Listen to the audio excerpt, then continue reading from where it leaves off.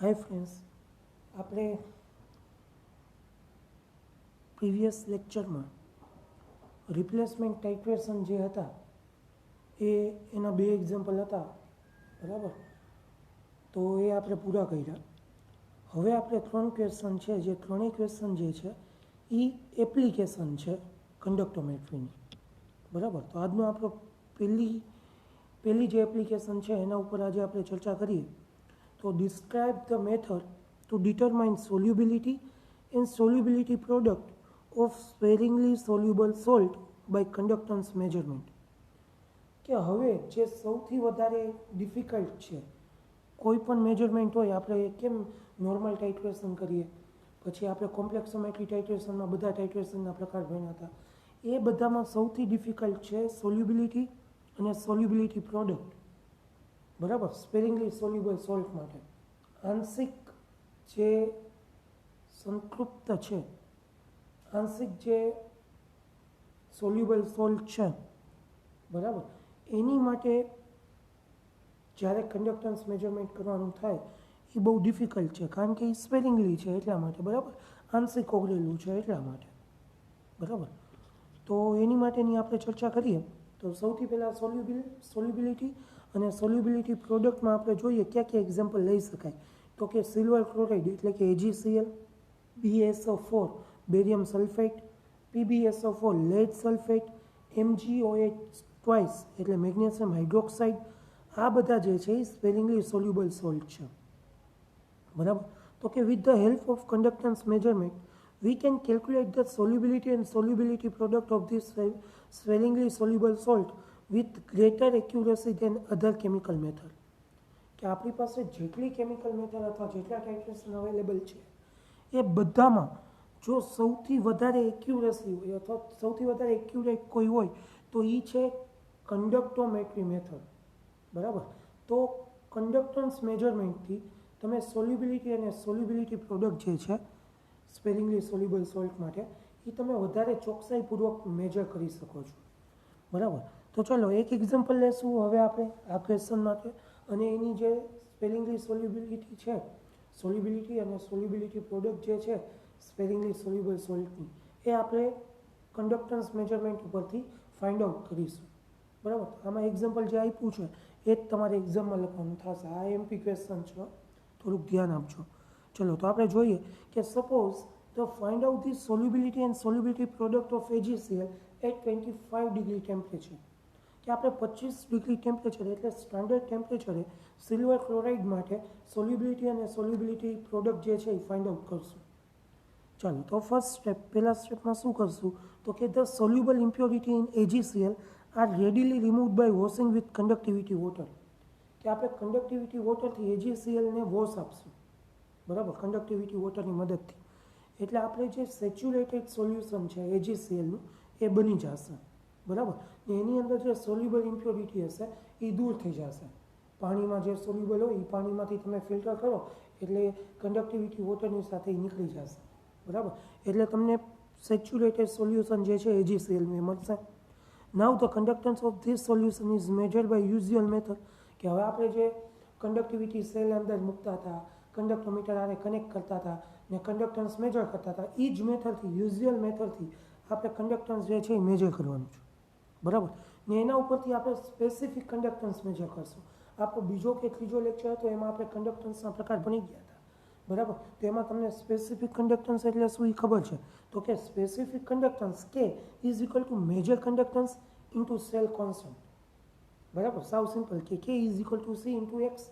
C એટલે major conductance આપણે જે કેલ્ક્યુલેટ કરીએ છીએ એ કંડક્ટન્સ કેટલું છે, અને આપણો સેલ કોન્સ્ટન્ટ કેટલો છે, જે આપણે KClના દ્રાવણનો ઉપયોગ કરીને મેજર કરતા હતા, તમને યાદ હોય તો, બરાબર. KClના દ્રાવણમાં તમારે કંડક્ટિવિટી સેલ જે છે એ ડીપ કરી દેવાનો, એના ઉપરથી તમને સેલ કોન્સ્ટન્ટ મળતો હતો.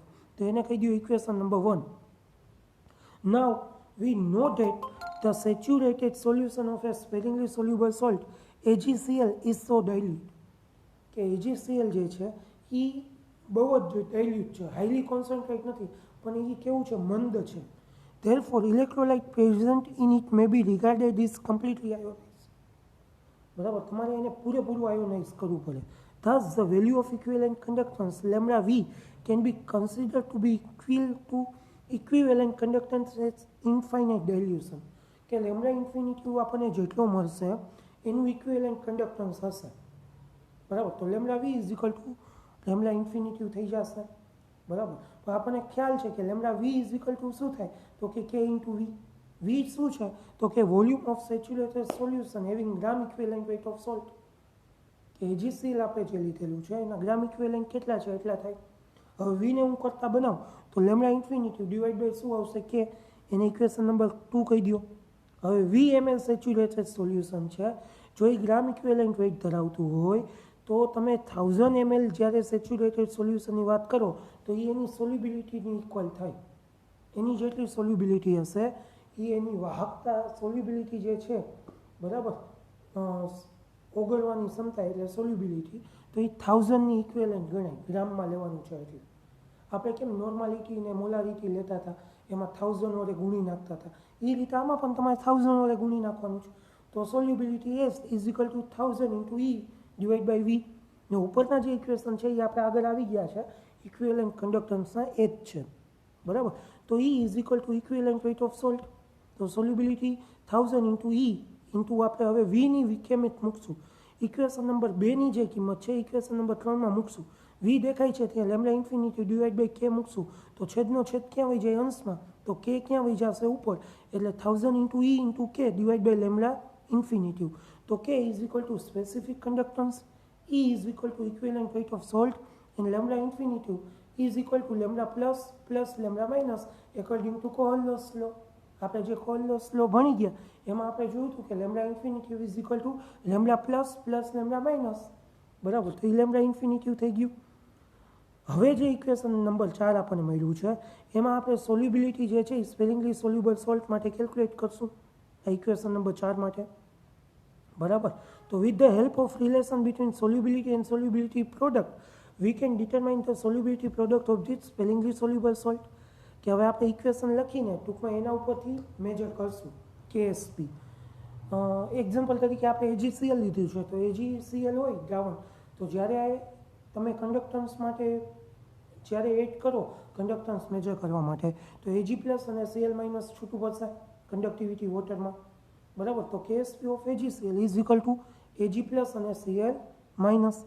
બંને સોલિડ જે છે એ એમ પર એમએલમાં હશે એટલે એસ ઇન્ટુ એસ એટલે એસનો શું થઈ જશે વર્ગ, બરાબર, સોલ્યુબિલિટી છે એટલે. તો by above equation we can calculate the solubility product of sparingly soluble salt.